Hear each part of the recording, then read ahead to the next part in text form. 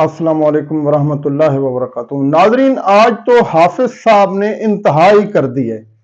जब हम बात करते हैं ना कि ये गौसे पाक शेख अब्दुल कादिर जिलानी रहमतुल्लाह अलैह को अपना रब समझते हैं, तो ये लोग लड़ पड़ते थे हमारे साथ कि हम सिर्फ उसको वलीउल्लाह ही समझते हैं। अब ये रब है या नहीं है, पहले आप इनकी ये वीडियो देख लें। रब्बे काबा दी कसम मिंबर रसूल ते खा के कहना गौसे पाक दा सिर्फ असी जिक्र नहीं कर रहे, इस वेले गौस पाक सानू पे वेखदे भी ने।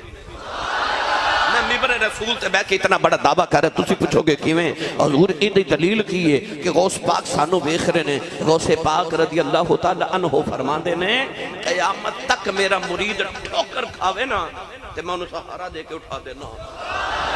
आप फरमाते ने क़यामत तक मैं अपने मुरीद दे सिर ते इंज वसना जिवें ज़मीन ते आसमान वसदा है। अच्छा, जिन्होंने लगदा कि इस वेले गौस पाक मेरे ते तवज्जो कर रहे ने, बोले सुभान अल्लाह।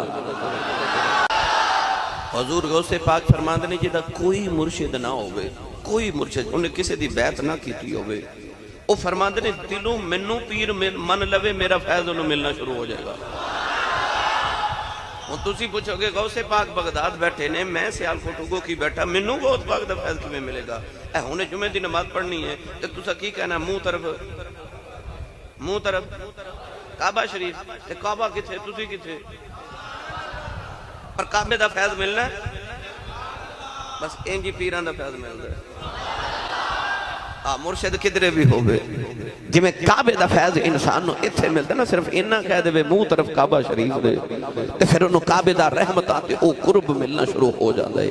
इस तरह वली जिथे भी होवे, मुरीद अपने मुर्शिद वाल तवज्जो करे ना, ते मुर्शिद मुरीद वाल तवज्जो करे, फैज़ उत्थे ही मिलना शुरू हो जाता है। अली बिन हैती सामने बैठे गौसे पाक खुतबा दे रहे थे, अचानक ना अली बिन हैती नो इस तरह हो गई, इस तरह उन्हां दी जदों अख खुली ते वेख्या गौसे पाक मिंबर तो उतर के ना ते अली बिन हैती दे सामने इस तरह करके खड़ा। उन मुरीद दे सामने मुर्शिद इंज खड़ा हो जाए ते मुरीद की करेगा? ये ते पीरा वाला समझ सकदा ना, उठ के खड़े हो गए। अर्ज कीती हुजूर तुसी इंज क्यों? हुजूर इंज क्यों? फरमाया अली बिन हैती मैनू सच्ची दसी, आ जेड़ा तैनूं नींद दा झटका लगे ते च होया की? उन्हें आख्या मैनू इंज अख लगी ते नबी पाक दी ज़ियारत हुई है। आपने फरमाया जो तू सुत्ता पिया वेखदा सा मैं जागदा पिया वेखदा सा। इस वास्ते भी कह रहे हैं गौसे पाक तवज्जो कर देने, इस वास्ते तवज्जो ना बैठे आजे। शरकपुर ताजदार हजरत मियाँ शेर रबानी मियाँ शेर मोहम्मद शरकपुरी रहमतुल्लाह अलैह, आप दे हुजरा जिहड़ा खास हुजरा सी इबादत वाला, उहदे बाद दरवाजे ते आपने मोटे लफ्ज़ां नाल लिखिया सी, अल मदद या शेख अब्दुल कादिर जीलानी शैअन लिल्लाह। मियाँ शेर रबानी मियाँ शेर मोहम्मद शरकपुरी रहमतुल्लाह अलैह दे बचपन दा यार सी, क्लास फैलो सी उन्हां दा, ते मसलकन ओ अहले हदीसी वहाबी सी ना। ते ओ एक दिन मिलन आया ते उन्हें वेख्या ते उन्हें आख्या मौलवी तू भी ना शिरक ही लिखिया है, इत्थे शिरक ही लिखिया है, इत्थे या अल्लाह मदद लिख, तू लिखिया अल मदद या शेख अब्दुल कादिर जीलानी शैअन लिल्लाह।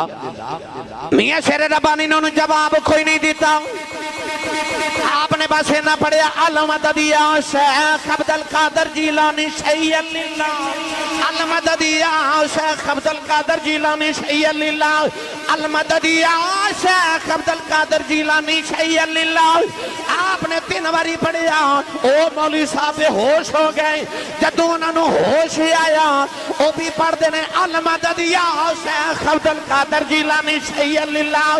मियाँ शेर रबानी ने फरमाया मौलवी जी की होया? कह लगा मैं अचानक बेहोश होया, इस दरवाजे च कोई सोना जा बाबा आया, मैनू ठोकर मार के कहने लगा पढ़ अल मदद या शेख अब्दुल कादिर जीलानी शैअन लिल्लाह।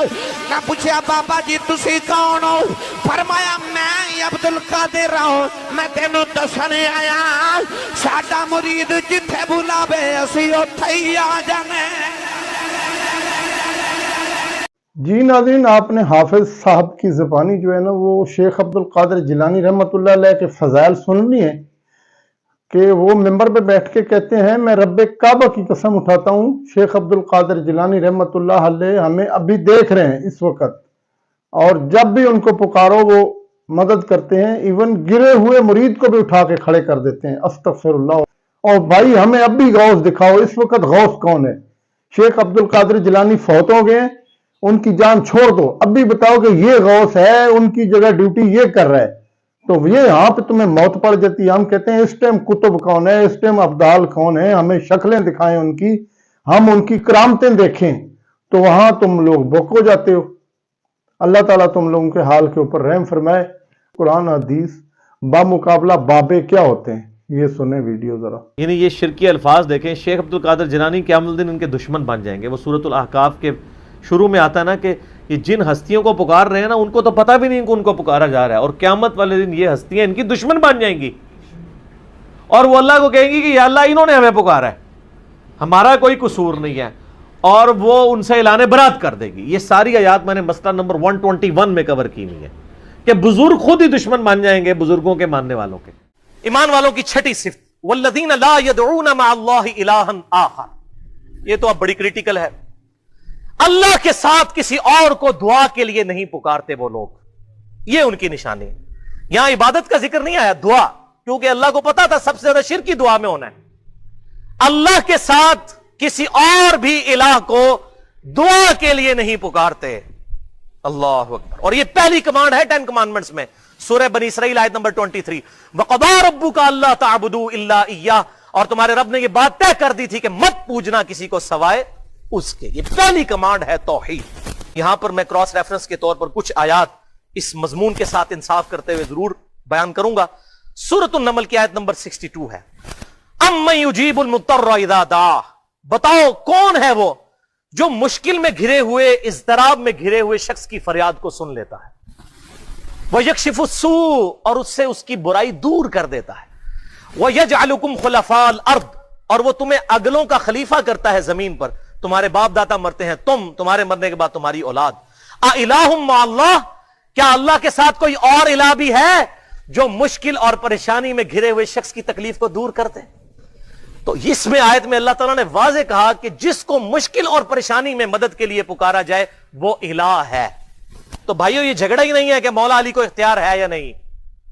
مولا علی کو اختیار ہو تب بھی, شیخ عبد القادر جیلانی کو اختیار ہو تب بھی, غیب میں مدد کے لیے ان کو پکارنا یہ دعا ہے, اور دعا عبادت ہے, اور عبادت اللہ تعالیٰ کے ساتھ خاص ہے. ایاک نعبد و ایاک نستعین, اے اللہ ہم صرف تیری ہی عبادت کرتے ہیں اور غائب میں مدد کے لیے صرف تجھی کو پکارتے ہیں. یہ اپروپریٹ ٹرانسلیشن ہے.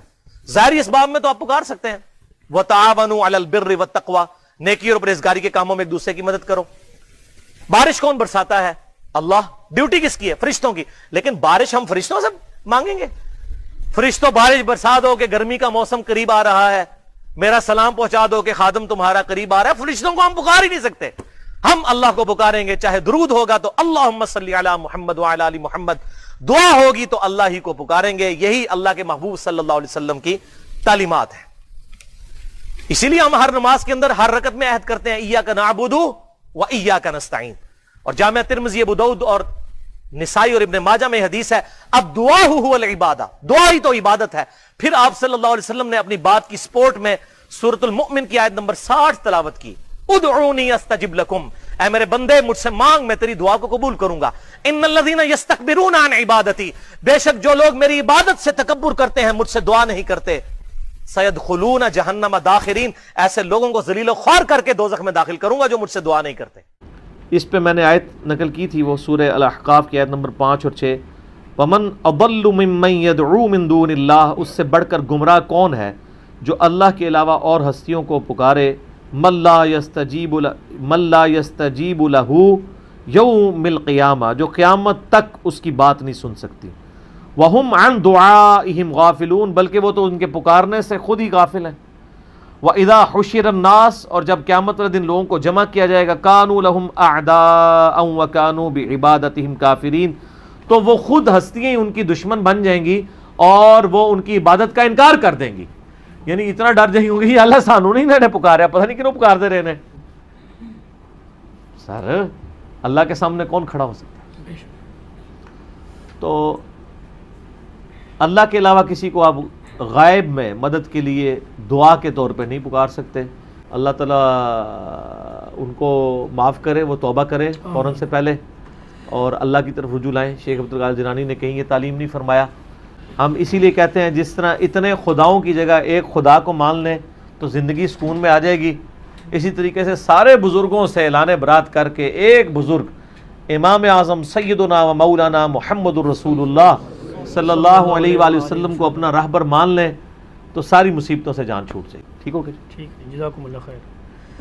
جی جناب، آپ نے دیکھی ہے ویڈیو دونوں.